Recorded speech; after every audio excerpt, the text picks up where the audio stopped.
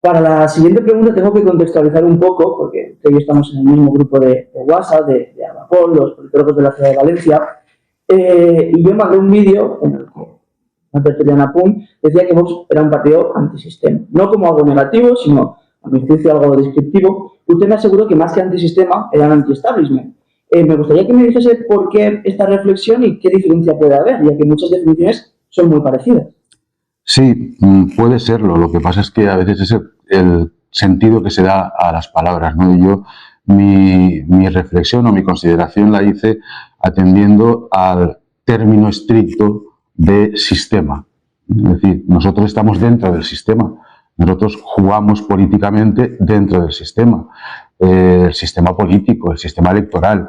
Por tanto, nosotros no somos un partido que viene a romper el sistema político, el sistema electoral. A eso me refería. Nosotros estamos en contra de esa teoría que se está deslizando en la sociedad del pensamiento único. Por eso decía que estamos contra el establishment. Es decir, algo que unos partidos históricos dicen que es lo que está bien y lo que hay que hacer, y otros dicen que son debates cerrados y que no hay nada ya que discutir, y otros que pensamos que hay mucho todavía por hacer. Por eso distinguía entre ser antisistema o ser anti-establishment. Cuando usted habla de establishment, entiendo que se refiere al actual, ¿no? Liderado, podríamos decir, con Pedro Sánchez, porque un poco desde fuera, muchos de los miembros de su partido han tenido una estrechísima relación o con el establishment político anterior o con el establishment económico. No sé si esto es compatible. ¿Con el anterior a qué se refiere? El señor Abascal o el señor Aguirre. Bueno, sí, yo también he sido votante de otros partidos hasta que apareció Vox, ¿no? Nosotros cuando hablamos del establishment estamos hablando de esa especie de reparto del poder entre el bipartidismo, entre los dos grandes bloques, el Partido Popular y el Partido Socialista, que no quieren ganar unas elecciones en beneficio de los ciudadanos, sino que lo que quieren es ganar por derrota del otro, ¿no? Es decir, no por méritos propios, sino por cansancio. Y así han estado repartiéndose el poder durante todos estos más de 40 años de democracia. No olvidemos que además también chantajeados, o si usted quiere, condicionados por partidos nacionalistas a los que solamente les interesaba defender sus propias comunidades autónomas, ¿no? Es contra ese establishment, es contra el que nosotros hemos aparecido. Nosotros creemos que el Partido Popular y el Partido Socialista desde Europa y aquí también a nivel nacional, aunque parezca que riñen, están haciendo las mismas políticas y nosotros creemos que se tiene que hacer otra política. ¿Y el establishment económico, es decir, aquellos poderes ajenos al Estado que muchas veces tienen más poder que el Estado, dónde se posiciona Vox contra este tipo de poder? Nosotros no estamos en contra de ningún poder, quiero decir, lo que se denomina poder económico habría que ver cuál es. Las pequeñas y medianas empresas, los autónomos, los trabajadores por cuenta ajena, las grandes empresas, las empresas supranacionales, pues, hombre, evidentemente nosotros estamos con el más pequeño, siempre con el más pequeño, porque es el que tiene que levantar la persiana todos los días y dar de comer a su familia y a los pocos empleados que si tienen la suerte de tenerlos y poderles dar un sueldo, son los que hacen levantar en realidad la economía de un país, ¿no? Nosotros con quienes no estamos son con las élites económicas mundiales que hoy en día, como usted ha dicho, están incluso por encima del poder político e incluso controlan al poder político. Nosotros estamos muy lejos de esas élites. Hay partidos nacionales que tienen su núcleo central a nivel nacional, y así lo tiene Vox, y así lo tiene el Partido Popular, y así lo tiene el Partido Socialista y otros partidos que tienen un corte, bueno, no hay más en estos momentos, bueno, en fin, que tienen un corte nacional. Luego, a nivel interno, funcionamos igual que otros partidos. Lo que pasa es que cuando en Vox surge una noticia o pasa algo, lo que sea, si es malo, es noticia. Cuando, bueno, pues nosotros estamos hartos de conocer los mismos problemas pues le puedo concretar, pues transfugismo, luchas entre familias, eso le puedo asegurar, porque lo vemos todos los días, que está a la orden del día en el Partido Popular, en el Partido Socialista, en Compromís y muchísimo menos en Vox. Lo que pasa es que en Vox es noticia y en los demás parece que es el pan nuestro de cada día, ¿no? Y también, siguiendo con el funcionamiento interno, ¿qué rol tiene usted? Porque lo digo en gran medida porque la negociación con el nuevo gobierno, según aseguró también usted a los medios de comunicación, a quien llamó Mazón para anunciarle que iba a dimitir fue al señor Abascal. Entonces, nos gustaría saber si representa usted a los valencianos en su Parlamento o al señor Abascal en el Parlamento Autonómico de los Valencianos. No, yo represento a los valencianos porque son los que me han votado. Y han votado un programa electoral, han votado unas siglas. Más que las siglas, lo que representan esas siglas, ¿no? Lo que ocurre es que en Vox defendemos lo mismo aquí, con José María Llanos, que en Aragón, que ahora van a ser las elecciones, con Alejandro Nolasco, o que en Extremadura con Óscar Fernández de la Calle, o en el Congreso de los Diputados con Santiago Abascal.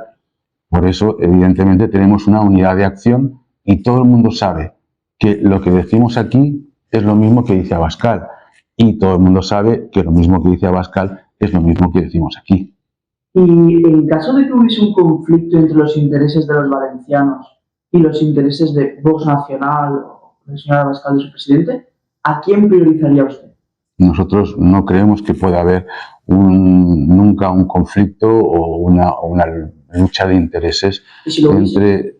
Es que estamos hablando de algo que no puede ocurrir. De hecho, nosotros cuando planteamos el Plan Nacional del Agua decimos lo mismo en todas partes y quizás un Plan Nacional del Agua pueda perjudicar un poco más a algunas provincias o a algunas regiones que a otras que resultan beneficiadas, pero nosotros creemos en el término solidaridad entre regiones y creemos en una España unida.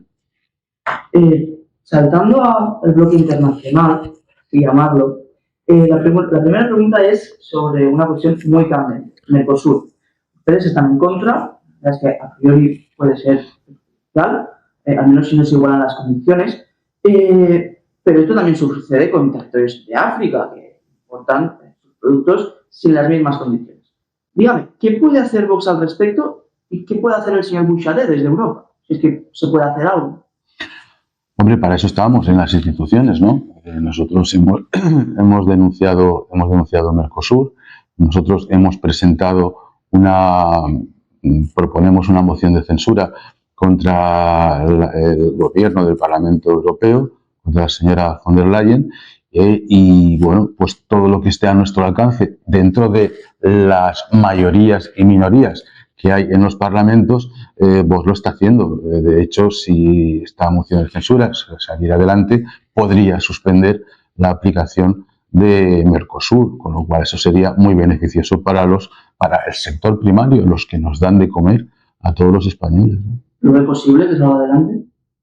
Bueno, todo es posible, ¿no? Nosotros cuando lo presentamos no es un brindis al sol, no es cara a la galería. Nosotros cuando tomamos una medida la tomamos muy pensada y muy en serio y para favorecer a los ciudadanos. Y desde luego, bueno, pues si conseguimos apoyos, pues por ejemplo del ERC, de nuestro grupo parlamentario europeo, Patriots y de algunos otros diputados, pues desde luego podría salir adelante. Siguiendo con el bloque internacional, una gran cuestión importante actualmente también en Europa es Groenlandia. Ustedes son aliados del presidente de los Estados Unidos, del señor Trump, pero ¿dónde están en este caso? Bueno, nosotros no hablamos de alianzas, quiero decir, los aliados son los gobiernos. Nosotros no estamos en el gobierno, desde luego preferimos al señor Trump que a otros líderes mundiales, ¿no? Nosotros creemos que es una cuestión que no afecta a España. Sabemos que Groenlandia tiene un tratado especial con Dinamarca en cuanto a la solicitud, si lo quisieran, de su propia independencia y desde luego las negociaciones que lleve un país tercero. Nosotros en eso no vamos a entrar. Me parece curioso que diga que no afecta a España porque al final es un poco como jugar a que se caigan las piezas de dominó, porque según se está comentando, si Donald Trump se anexiona a Groenlandia, puede caer la OTAN y por tanto sí puede afectar a España. No se posicionan a favor o en contra como la mayoría de partidos, no tienen una postura clara sobre Groenlandia. Si el señor Abascal fuese el presidente, ¿qué estaría haciendo? No, eso tendría que preguntar a la señora Abascal, evidentemente no se lo voy a decir yo. Tampoco he dicho que no afecte a España, he dicho que no es cosa nuestra, porque nosotros no estamos en esas negociaciones ni tenemos nada que ver. Otra cosa es que cualquier movimiento que se pueda producir en el mundo afecte a España, evidentemente le puede afectar. De hecho, nos está afectando el fanatismo verde, las políticas verdes que le están cargando nuestra agricultura. Claro que nos afectan. De hecho, los aranceles que... Yo le pregunto por Groenlandia. Sí, pero poniendo otros ejemplos, ¿no? Claro que nos pueden afectar las cosas. Ahora, ¿qué ocurra con Groenlandia? ¿En qué puede afectar a España? Pues evidentemente yo no lo puedo adelantar porque no lo sé.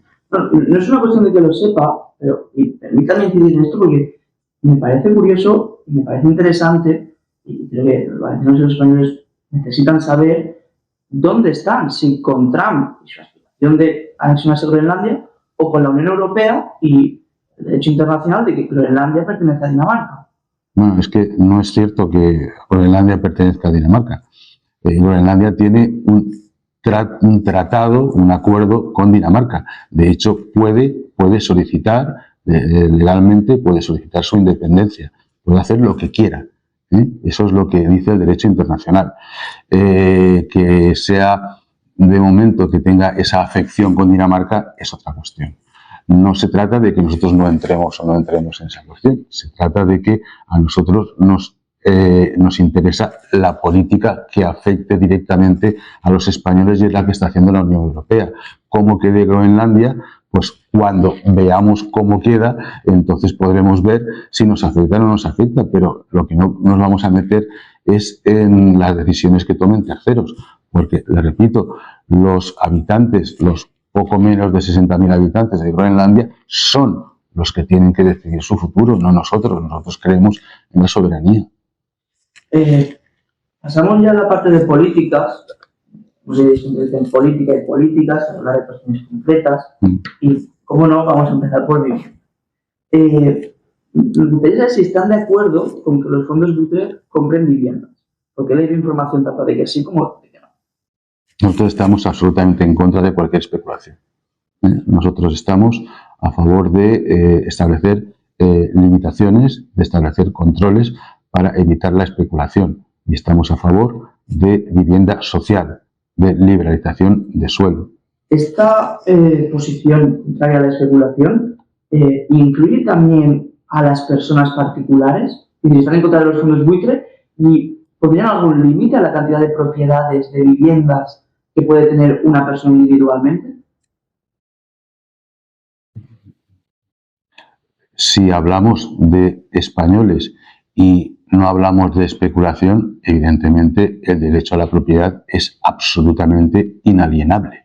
Por tanto, ahí no vamos a poner ninguna limitación. Y entonces, para poderlo entender, ¿qué diferencia hay entre que un fondo buitre compre 50 casas y que lo haga un particular con esa capacidad? ¿Vale? El efecto es exactamente el mismo. A mí no me parece que sea el mismo que una persona pueda tener un acceso a la adquisición de propiedades como un fondo buitre, porque un fondo buitre ya está claro que lo que pretende es dedicarse a la especulación. Y una persona privada pues no tiene por qué ser así, pero ya le digo, no es solo eso, tiene que haber otras limitaciones. Es decir, si una persona física, yo a priori le puedo decir que no voy a limitar lo que puede hacer una persona física, a priori, pero luego voy a poner una serie de medidas, de controles para poder evitar que sea persona física o sea persona jurídica se produzca una especulación y un incremento exagerado de la vivienda que impida que nuestra gente pueda acceder a la vivienda. ¿Qué mecanismos, por ejemplo? Bueno, pues ahí se pueden establecer tasas a la vivienda, o sea, igual que queremos que para la vivienda propiedad, no quiero decir para el hogar, para la vivienda de las personas, se reduzcan drásticamente los impuestos, pues a lo mejor a medida que se vayan adquiriendo toda una serie de inmuebles dedicados, pues que se pueda ir comprobando a qué se van a dedicar, pues probablemente habrá que poner algunas limitaciones tributarias. ¿Y han pensado a partir de qué cantidad? No, eso ya es concretar mucho y también hay que tener en cuenta muchas más cosas. Eso no es... Muchos grupos están trabajando ya en esta línea. Sí, no, nosotros tenemos una política de vivienda desarrollada por Figaredo y por Carlos Quero muy completa. Ahora, lo que no se puede entrar es al detalle de los números, porque tampoco es lo mismo la ciudad de Valencia que un municipio de al lado. No es lo mismo Córdoba que Palencia. Por tanto, bueno, habrá que ver cada situación. Precisamente el señor Quero tiene un discurso poderosísimo y por eso le comentaba también lo de los fondos buitre, porque él comentó en su discurso para Madrid. Y también comentó en este mismo discurso que una parte del problema de la subida de los precios de la vivienda es la inmigración. ¿Hasta qué punto cree que la inmigración es un problema para la vivienda? O sea, ¿son los migrantes los que suben el precio? Los migrantes, evidentemente, son los latinos los que vienen aquí y muchos de ellos no compran. A ver, Carlos tiene más datos que yo sobre esta cuestión, pero desde luego puede ser una de las razones, no es la única en absoluto.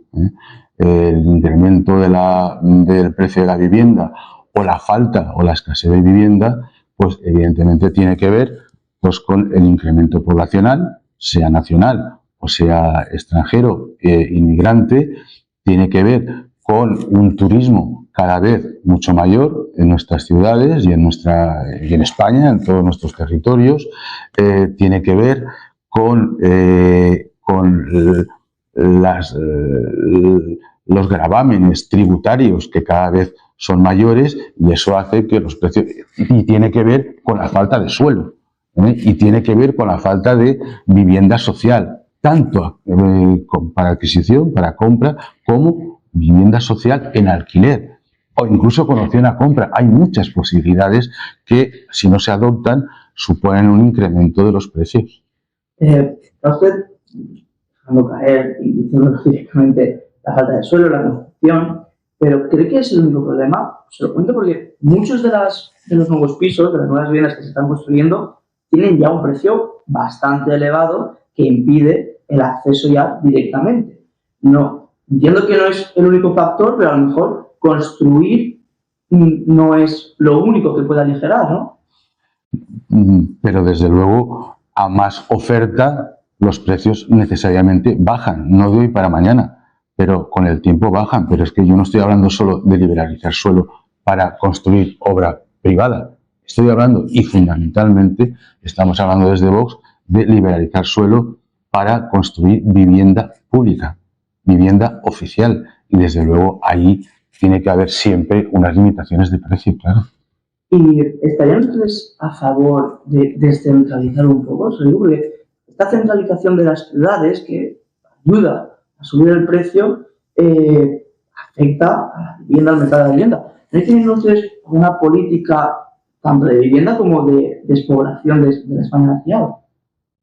Bien, vamos a ver, son cosas, todas pueden influir y todas pueden tener resultados, pero el tema de la España vaciada no tiene que ver necesariamente con la vivienda, tiene que ver con la falta de infraestructuras, tiene que ver con la falta de trabajo, tiene que ver con la falta de regeneración en el campo, tiene que ver también con la falta de natalidad. Es decir, hay muchas cuestiones que,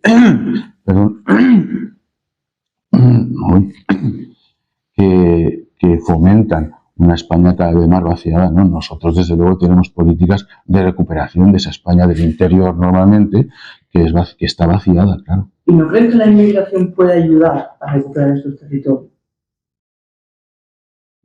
Sinceramente, decir la España vaciada, fíjese usted lo absurdo.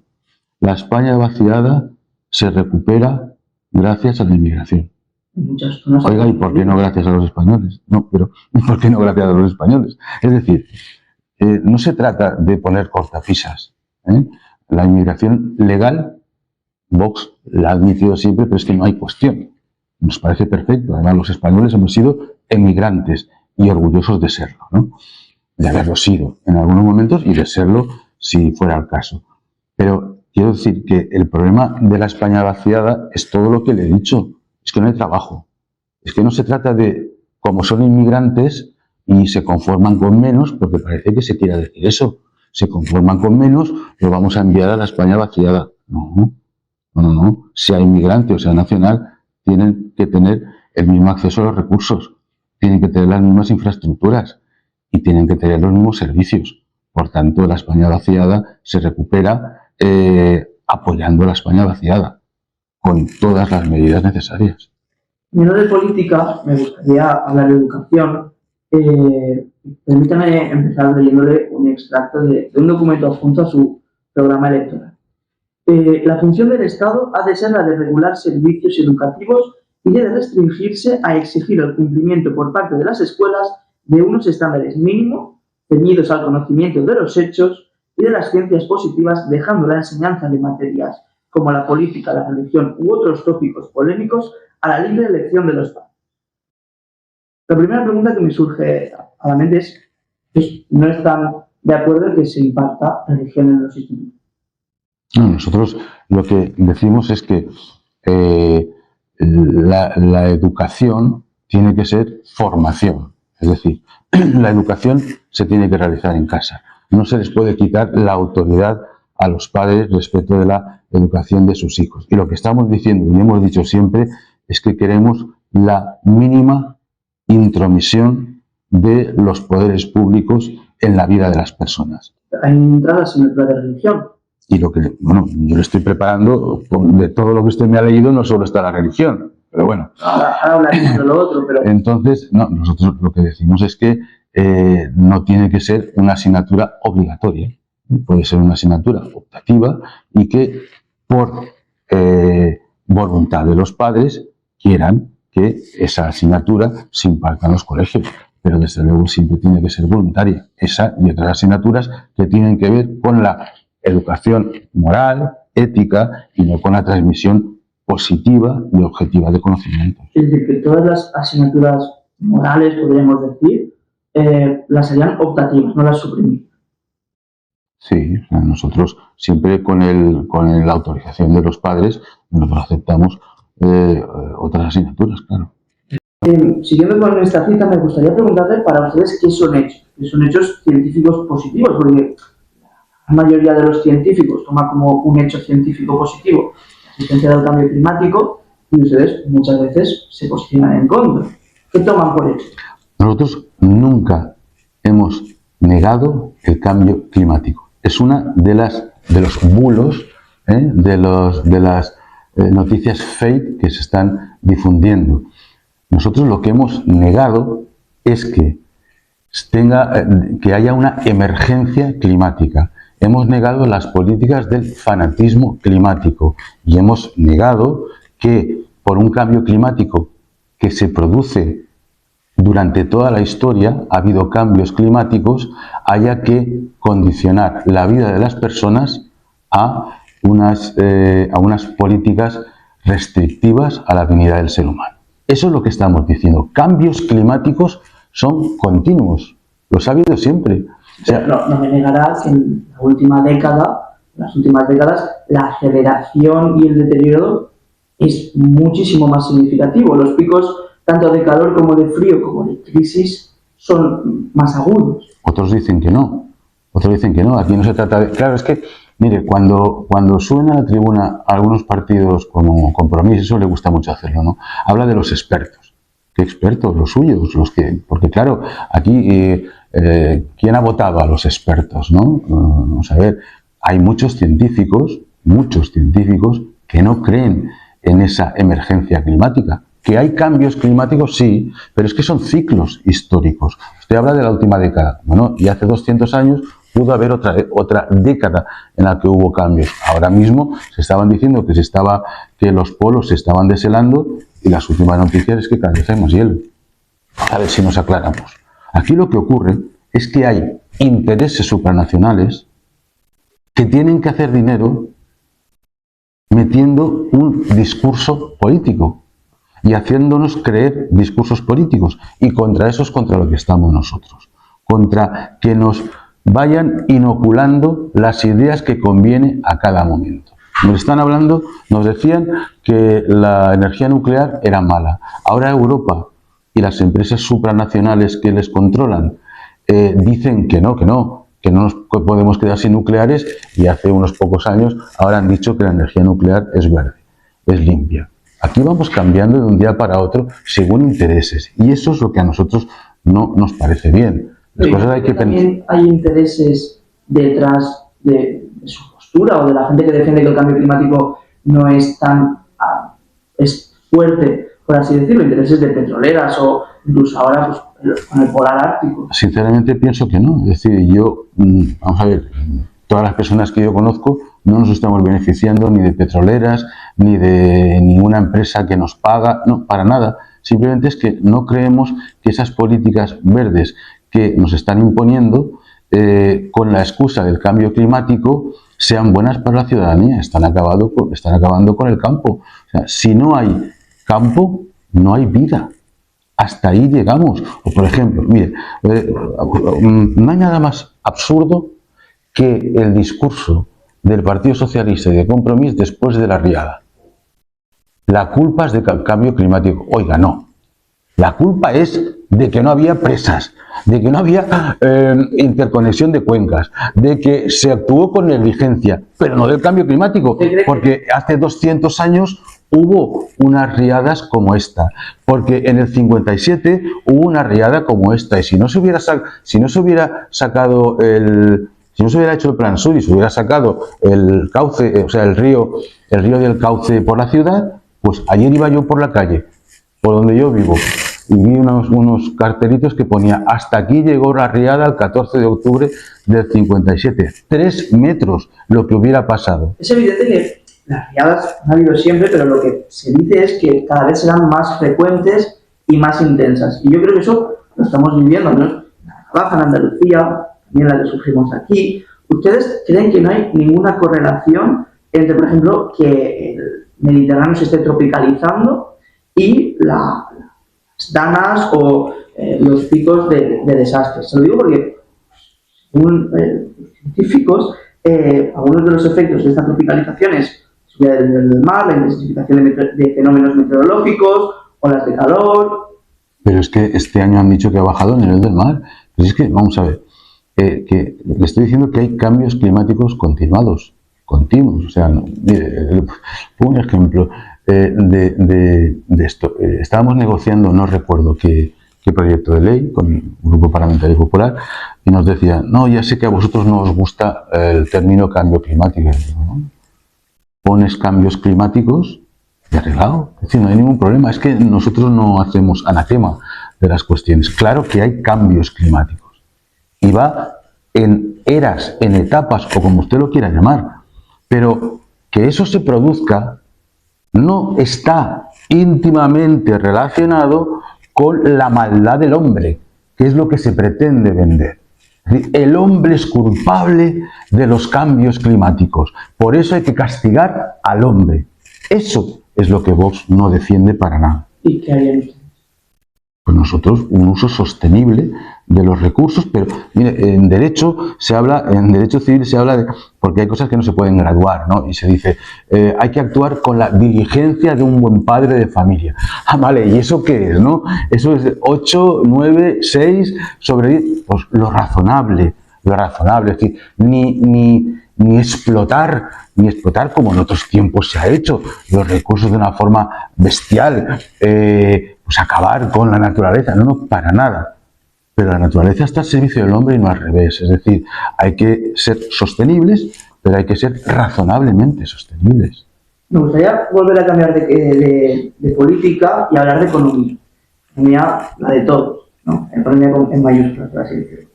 ¿A usted le parece justo que los que más tienen paguen más que los que menos tienen? Absolutamente. ¿A quiénes les rebajarían o subirían ustedes impuestos? Nosotros creemos en el sistema progresivo de impuestos, es decir, quien más tiene, pues lógicamente tiene que cotizar más.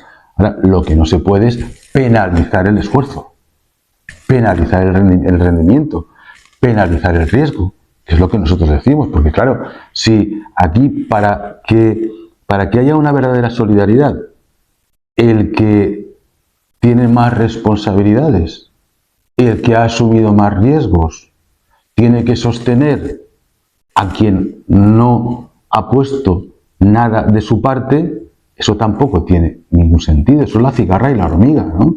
Y pues la que se dedicaba a recoger durante todo el verano para poder tener en invierno, y la otra que se dormía en los laureles. Por tanto, nosotros hemos establecido, de hecho, números concretos no le puedo dar, pero nosotros hemos establecido unas exoneraciones de pago, y no es a los que más tienen, desde luego. Antes de pasar a los números concretos, que los he sacado de su programa electoral, me gustaría preguntar a quién se refiere cuando habla de esta gente que no aporta, por así decirlo, ¿no? Bueno, pues me refiero a las personas que viven de una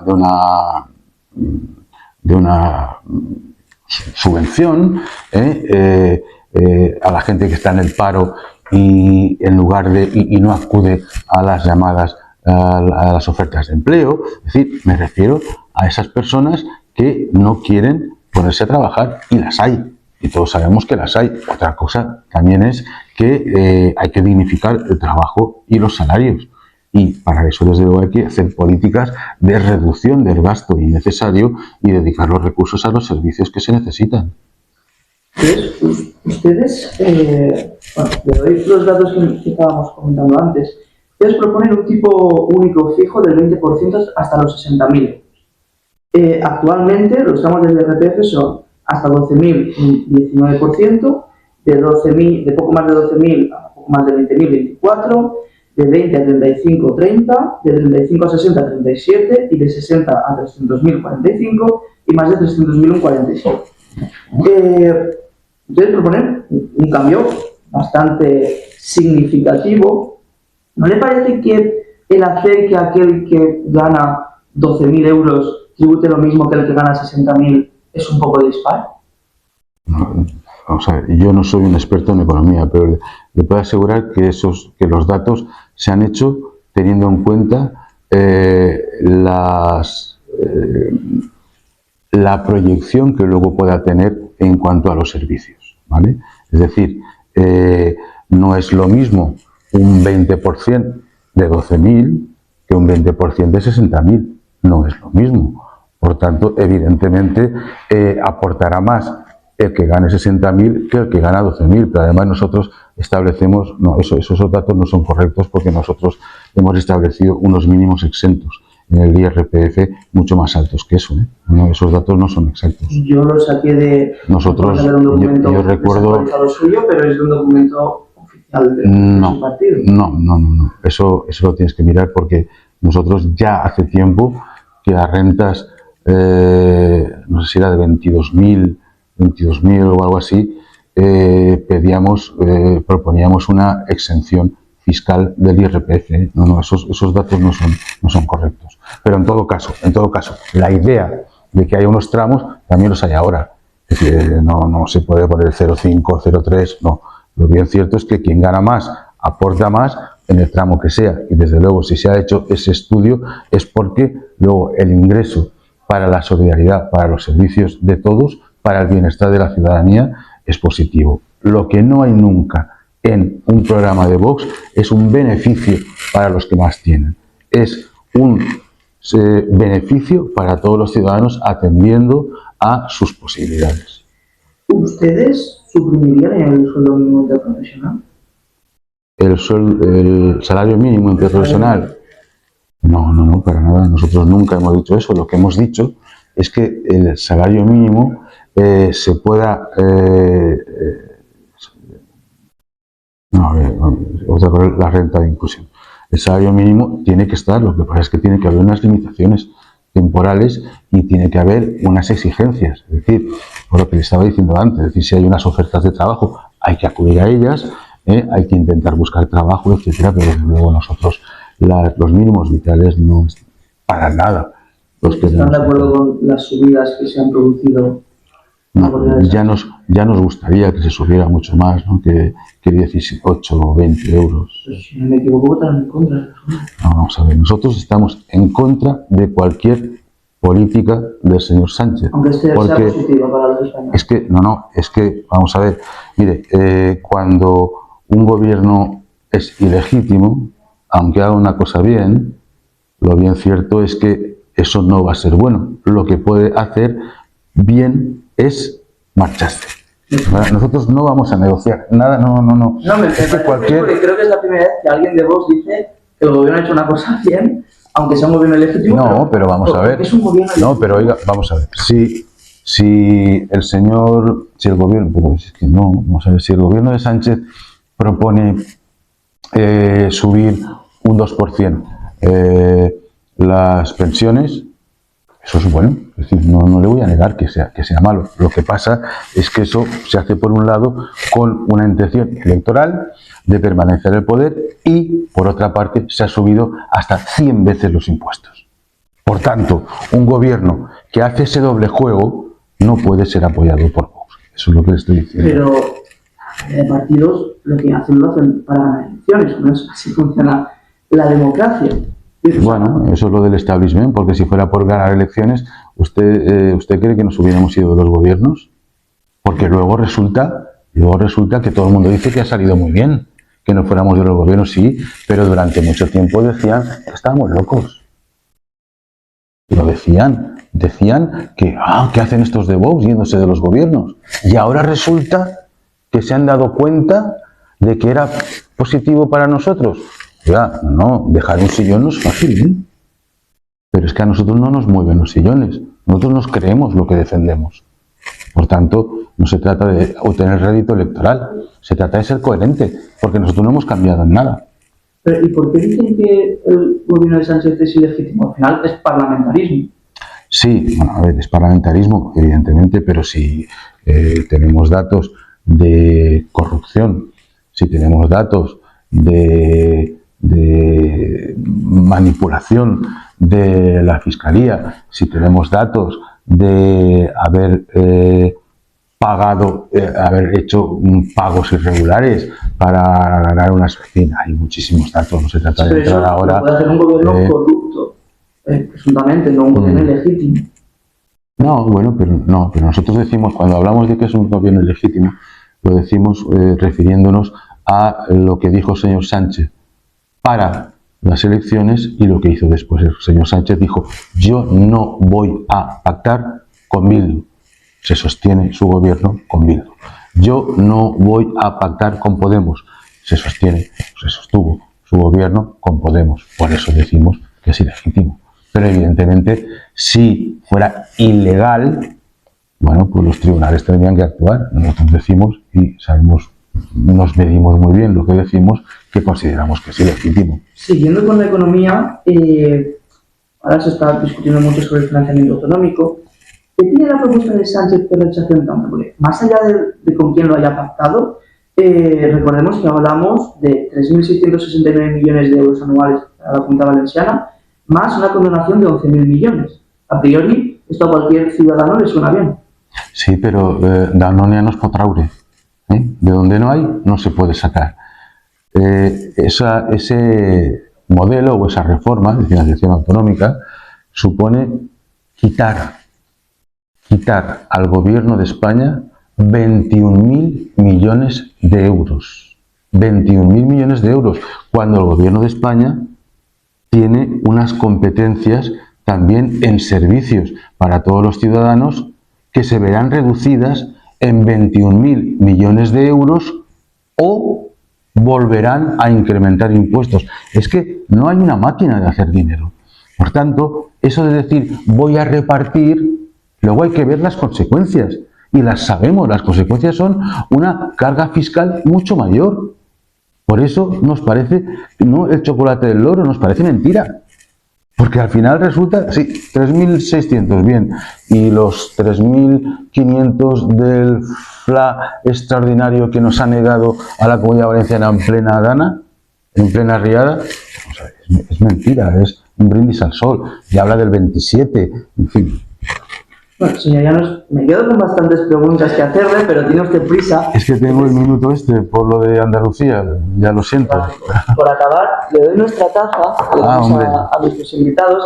Muchísimas gracias. Y le pido que nos nomine a alguien, a quien le gustaría que entrevistásemos. Alguien que usted... Aquí, a nivel...